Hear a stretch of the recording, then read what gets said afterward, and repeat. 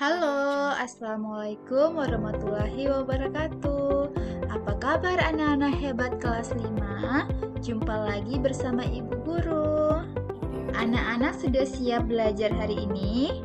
Ayo, jangan lupa cuci tangan terlebih dahulu ya dengan sabun pada air mengalir sebelum dan sesudah memulai kegiatan. Nah, kalau sudah cuci tangan, mari kita bersiap memulai pembelajaran hari ini. Mari kita awali dengan membaca doa terlebih dahulu. Semoga kita selalu sehat dan diberikan kemudahan dalam melaksanakan kegiatan belajar hari ini. Mintalah bantuan kepada ayah dan bunda untuk mendampingi Ananda selama melakukan kegiatan pembelajaran ya. Jangan lupa ucapkan tolong bila meminta bantuan, ucapkan maaf apabila melakukan kesalahan, dan ucapkan terima kasih setelah mendapat bantuan. Di video kali ini, Ibu sudah merangkum materi tema 1, organ gerak hewan dan manusia, subtema 2, muatan pelajaran, SBDP dan bahasa Indonesia. Langsung saja ya, kita masuk ke muatan SBDP dengan KD 3.1 dan 4.1 mengenai gambar cerita pada cover. Apa sih itu cover? Kalian pernah perhatikan nggak buku yang kalian miliki, baik buku pelajaran, buku komik, ataupun buku-buku cerita-cerita daerah? Nah, yang punya buku di rumah, silahkan perhatikan bukunya ya. Cover adalah tulisan dan gambar yang terdapat di halaman terdepan pada sebuah buku. Gambar cerita pada cover harus mewakili isi dari buku tersebut. Cover buku harus memenuhi unsur-unsur berikut. Ada 7 nih yang harus dipenuhi. Yang pertama, jenis huruf pada judul harus menarik. Yang kedua, kalimat penjelas judul singkat dan mudah dipahami. Yang ketiga, nama penulisnya harus ada. Yang keempat, harus ada identitas dari penerbit. Yang kelima, gambarnya harus menarik dan sesuai dengan isi buku. Yang keenam, sinopsis isi buku pada cover belakang. Yang ketujuh, harus ada identitas buku pada punggung buku. Nah, di sini Ibu Guru sudah menampilkan contoh cover buku. Kalian bisa amati terlebih dahulu ya. Oke, kalau sudah diamati, Ibu akan menjelaskan satu persatu. Bagian ini adalah identitas buku pada punggung buku. Yang ini adalah nama penulis. Dan yang berikutnya adalah judul buku. Kalau yang ini adalah kalimat penjelas. Berikutnya ini adalah gambar cover. Dan yang ini adalah identitas penerbit. Nah, yang ini merupakan nama penerbit. Bagian ini adalah cover depan. Dan bagian yang ini adalah punggung buku. Dan yang terakhir, bagian ini nih adalah cover belakang. Nah, selanjutnya kita masuk ke ragam gambar pada ragam cover. Ragam cover terbagi menjadi 2, yaitu cover berdasarkan kebutuhan buku. Yang Ibu tampilkan di sini ada 3 cover buku. Kalian bisa amati satu persatu ya. Kira-kira gambar yang pertama ini merupakan cover apa ya? Ya, betul sekali. Gambar yang pertama adalah cover buku pendidikan. Gambar yang kedua adalah cover buku masakan. Dan yang ketiga adalah cover buku cerita.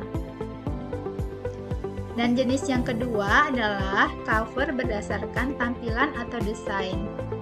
Di sini Ibu menampilkan 2 contoh cover buku ya. Yang pertama adalah cover berwarna hitam putih dan jenis huruf yang sederhana. Sedangkan cover yang kedua adalah cover penuh warna dan gambar. Nah, bagaimana menggambar sebuah cover? Gambar sebuah cover sebaiknya memiliki unsur-unsur seperti ini. Oke, silakan kalian amati buku yang dimiliki di rumah apakah sudah memenuhi unsur-unsur yang 7 ini. Selanjutnya,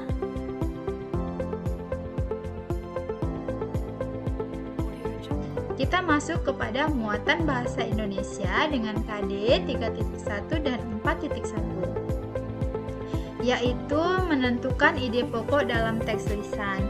Pada video sebelumnya, Ibu sudah mengajarkan bagaimana kita dapat menentukan ide pokok pada sebuah teks. Nah, kali ini kita akan menentukan ide pokok dalam teks lisan. Apa sih itu teks lisan? Kira-kira ada yang tahu? Ya, betul sekali. Teks lisan merupakan teks hasil pembicaraan seseorang ataupun hasil percakapan. Bagaimana cara menentukan ide pokok pada teks lisan? Nah, ini nih ada 3 cara untuk menentukan ide pokok pada teks lisan. Yang pertama, dengarkan teks dengan bersungguh-sungguh. Yang kedua, catatlah permasalahan atau peristiwa yang dibicarakan dalam teks. Dan yang ketiga adalah menentukan topik serta kalimat utama yang menjadi inti pembicaraan dari teks lisan. Menunjukkan ide pokok dalam teks lisan percakapan. Teks percakapan termasuk dalam teks-teks lisan. Berikut adalah hal-hal yang perlu diperhatikan untuk menentukan ide pokok pada teks percakapan. Ada 5 ya, kalian bisa amati. Selanjutnya, kita akan belajar mengenai menceritakan kembali isi teks berdasarkan ide pokok.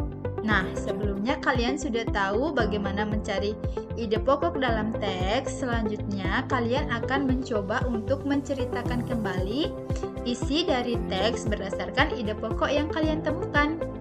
Di sini ada 6 caranya, yaitu yang pertama, catatlah informasi-informasi penting yang disampaikan dalam teks. Yang kedua, buatlah ide pokok dari teks yang dibaca atau didengar. Yang ketiga, buatlah kalimat utama yang berisi ide pokok tersebut. Yang keempat, buatlah beberapa kalimat yang berisi informasi-informasi penting dari teks. Yang kelima, perhatikan ejaan dan pemilihan kata saat membuat kalimat. Dan yang keenam adalah susunlah kalimat utama dan kalimat pengembang menjadi teks baru yang urut. Oke, itu saja pembelajaran kita hari ini. Mudah bukan? Tetap jaga kesehatan ya anak-anak. Sampai ketemu lagi di pembelajaran berikutnya. Wassalamualaikum.